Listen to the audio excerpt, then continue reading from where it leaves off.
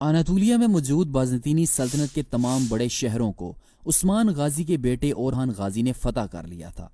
رومیوں کے 3 بڑے شہروں میں سے 2 بورسا اور ازنیک عثمانی سلطنت میں شامل ہو چکے تھے، جبکہ ازمیت کا محاصرہ برابر جاری تھا۔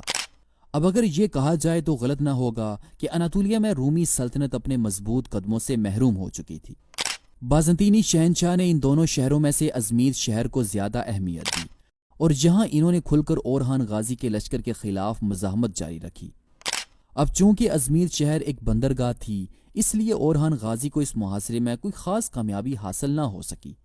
اورحان غازی بحریہ کی ضرورت کو بڑی اچھی طرح سے سمجھتے تھے، لہٰذا اورحان غازی نے عثمانی کمانڈر کارا مرسل بے کو، جو کہ اس سے پہلے کیراسی قبیلے کے پاس بحری خدمات سر انجام دے چکے تھے اور جو کہ بحری جہازوں کی اچھی طرح سے معلومات رکھتے تھے، انہیں اورحان غازی نے خلیج ازمیت میں ایک بحری جنگی جہاز بنانے کا حکم دیا۔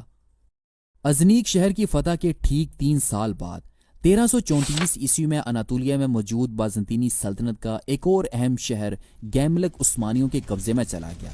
گیملک کی فتح کے ٹھیک 4 سال بعد 1338 عیسوی میں اورحان غازی نے ارموترو شہر کو بھی فتح کر کے اسے عثمانی سلطنت میں شامل کر لیا۔ ان فتوحات کے بعد اب اورحان غازی کی نظریں آخری بازنطینی شہر ازمیت پر لگی ہوئی تھیں۔ رومی شہنشاہ، جو کہ ازمیت شہر کی اہمیت کو اچھی طرح سے سمجھتے تھے، انہوں نے اس شہر کا انتظام صرف شاہی خاندان کے افراد کو ہی دیا تھا، جن پر انہیں حد سے زیادہ اعتماد ہوا کرتا تھا۔ اس وقت ازمیت شہر کی حکمرانی شہزادی ماری کے بھائی کالانیس کی حکمرانی میں تھا۔